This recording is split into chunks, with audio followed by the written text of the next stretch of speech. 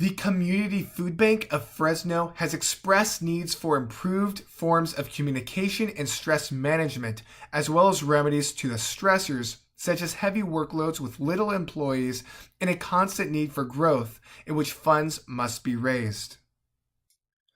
A recommendation for improving top-down intra-agency communication is one member of the administrative side of Community Food Bank participates in one morning huddle a week with members of the warehouse staff. This will be a dedicated 30-minute huddle first thing in the morning at the end of the week, including the normal daily huddle routines, things that went well and didn't, what to improve on, and immediate concerns for future planning and operations. Dr. Stephen Donchik, who runs a consulting firm focusing on nonprofit organizations, said opening communication among the nonprofit's hierarchical positions validates the worth placed on the involvement of the staff and ultimately strengthens the organization. In order to solve the stress of limited outside communication, the implementation of pagers is recommended. Pagers are a faster way to get messages to their intended destination, as well as deal with low service or no service issues.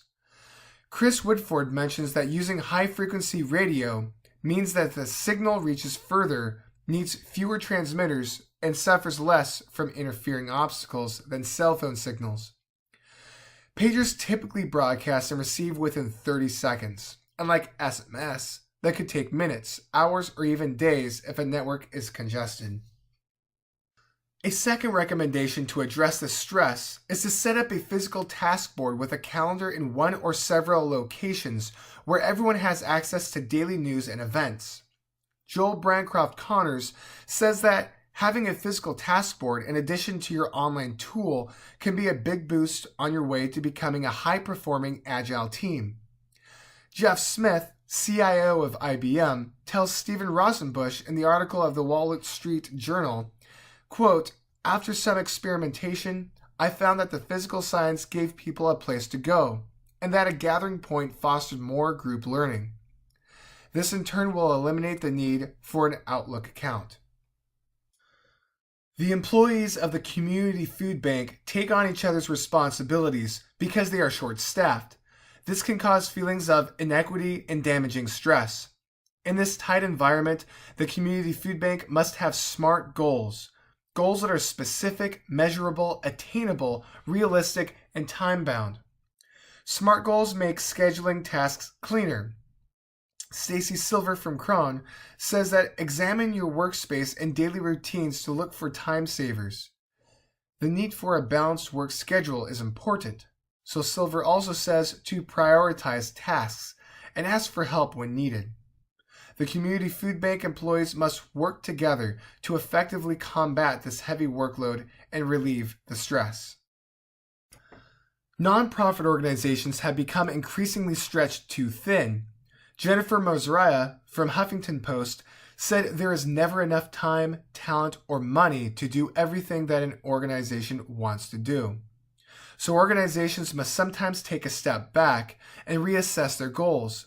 It is important for companies to learn to say no. You want to be open to new ideas, but must be able to say no to good ideas and only say yes to great ideas. Once clear goals have been set, it is easy for organizations to become perfectionists and miss the point of achieving solid performance metrics. In other words, perfection is the enemy of good enough. It is important to strive to achieve your goals while not getting caught up in being perfect. Community Food Bank's CEO, Andy Souza, commented once on fundraising by saying, "We can always do better." Fundraising is expensive and takes many man-hours, which is currently a huge stressor for the Community Food Bank staff. However, Lisa Ferguson from B Plans writes about social media marketing for nonprofits and how to use it. She says social media can reach donors and volunteers. It doesn't require multiple staff members to manage, and it doesn't require a big time commitment. Social media marketing can reach more donors and volunteers with less human power, which means no new hires are required. Ferguson also says that a nonprofit social media must convey a consistent story, post related articles, acknowledge donors and volunteers, and advertise and monetize their events and calls to actions. Kyvie Miller, a nonprofit marketing advisor from nonprofitmarketing.com, writes that testing is extremely important for finding the right message that will inspire potential donors to click Donate Now and raise funds for operations. Miller states that these tests, preferably 3 different campaigns, will be run through Facebook Ads Manager. Miller quotes ad testing to cost about $50 a month or $2 per test ad day. Neil Patel, a high-end marketer and writer for Incorporated, points out that Make-A-Wish Foundation has found that explicitly embedding a call to action like donate or share to be extremely effective in a growing technological world where organic engagement rates drop to 2% or less. Patel says how Water is Life used hashtags like #FirstWorldProblems with a potential reach of 1.2 million to promote a series of campaigns.